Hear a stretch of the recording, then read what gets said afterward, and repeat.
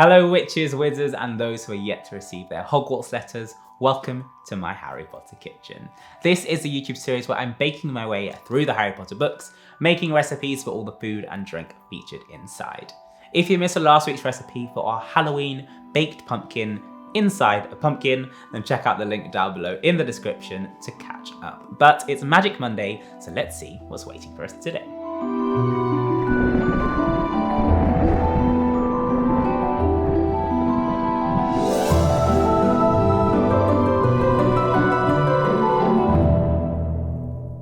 Things are just starting to get a bit creepy at Hogwarts, and food is the best way to calm your nerves. So if you don't want to miss a thing from my Harry Potter kitchen, make sure you hit that subscribe button and click on the notification bell so you get alerts every Magic Monday when there's more food to enjoy. Speaking of which, get your forks ready. Okay, so it's still Halloween morning and everyone's heading off to Charms class with Professor Flitwick, and Hermione is trying to be helpful, but did snap at Ron when trying to correct him, saying Wingardium Leviosa. Ron hasn't taken it the best way, so he's talking about Hermione behind her back, which she overhears, and then she disappears for the rest of the day. She's not at their next class, they don't see her all afternoon, but they kind of forget about her while they're tucking into the Halloween feast. And I think I can see our next recipe. Harry was just helping himself to a jacket potato when Professor Quirrell came sprinting into the hall. 10 points to whoever can guess what he says. For this recipe, you will need some jacket potatoes, salt, and pepper. We're also going to top these with some house-inspired fillings. So we're going to make a homemade chili, some guacamole, some refried beans, and some macaroni cheese.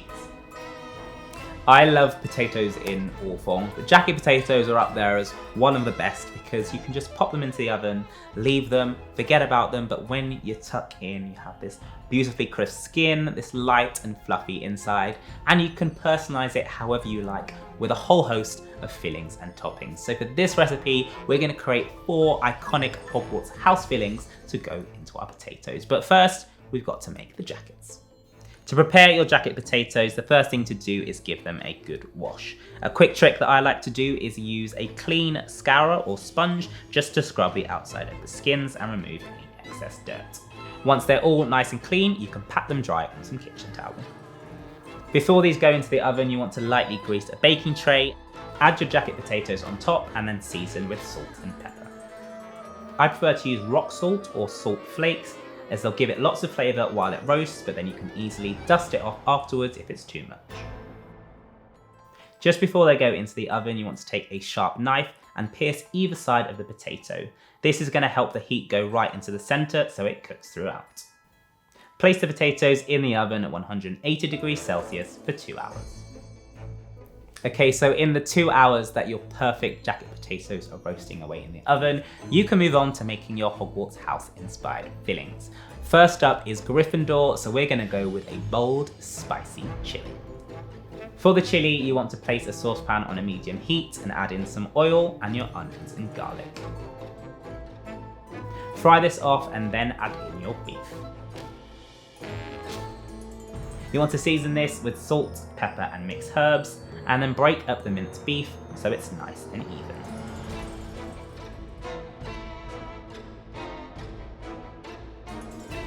Allow your beef to brown, and then you want to make your sauce by adding in tomato puree and Worcestershire sauce. I'm also using some kidney beans in chili sauce and passata.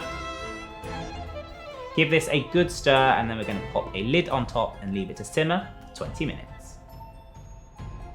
So that's our Gryffindor chili sorted. Next up is Slytherin, and for this we're going to make a bit of a tangy, zesty guacamole. For the guacamole, you want to get yourself some fresh, ripe avocados. To prep them, you want to cut around the stone with a sharp knife and then twist the edges to separate them. As you'll see, the stone will still be left in one half, so make sure you're careful to remove your hand away from it and then use a sharp knife and hack at the stone. It should stick into the knife, and then you can twist it and remove it easily. Then all that's left to do is combine our ingredients. Add your avocados into a bowl and mash them up. Add your red onions, tomatoes, and sour cream, and then season with salt and pepper, parsley, and a squeeze of lime. Give this a good stir until it's nice and combined and your guacamole is ready to go. Once the guacamole is done, you want to make sure you wrap it in cling film and pop it into the fridge to keep it as fresh as possible. Okay, next up is Ravenclaw, and we're gonna make some Ravenclaw refried beans. Refried beans are a kidney bean based dish, and all you need to do to make it is melt your butter in a pan, then add in your onions and garlic and fry them off. Next, you can add in your kidney beans, either in chili sauce or without. Next, we're going to add in a vegetable stock cube, along with our seasoning of mixed herbs, salt and pepper, and a squeeze of lime. Give this a good stir through, and then all we're going to do is leave this to simmer away and reduce. This will take about 10 to 15 minutes. You'll notice that the refried beans go nice and sticky, and at this point, you can take a masher and mash your refried beans to the perfect consistency. Some people like it really smooth, but I prefer it chunky. Refried beans are a great dish to make in advance or in bulk because anything you've got left you can pop into the fridge, and then when you're ready to eat it again, as you guessed, you just need to refry them. Okay, last but by no means least are Hufflepuff, and we are gonna make macaroni cheese. Now I know what you're thinking, isn't that carb on carb? Yes, and I enjoyed it. For the macaroni cheese, you'll need to make your cheese sauce by melting down your butter in a pan and adding in your flour. Beat this together and leave it to fry up for about 1 to 2 minutes. Then you want to slowly add in your milk a bit at a time, whisking it into a nice smooth sauce.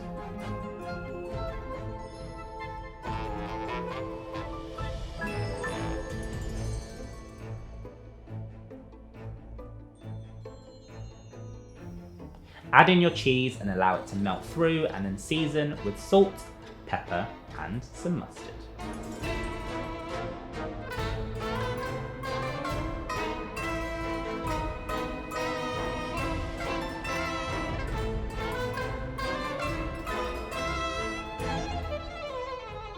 All you need to do next is add in your cooked macaroni and give it a good stir through until it's nice and coated. I prefer to pop my macaroni cheese into the oven so it firms up a little bit and you get a nice crisp top.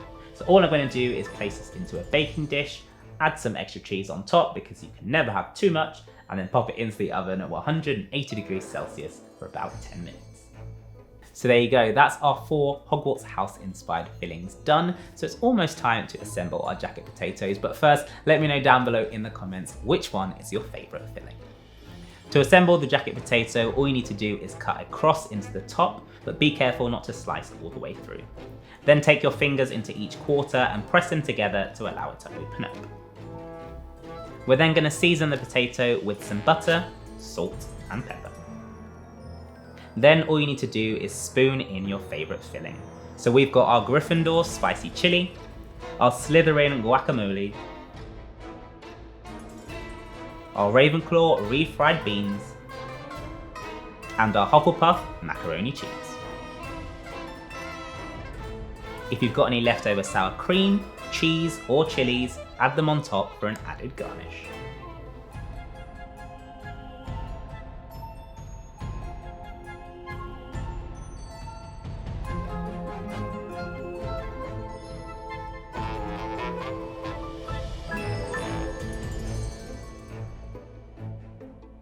And we're done. Our Hogwarts House inspired jacket potatoes are good to go.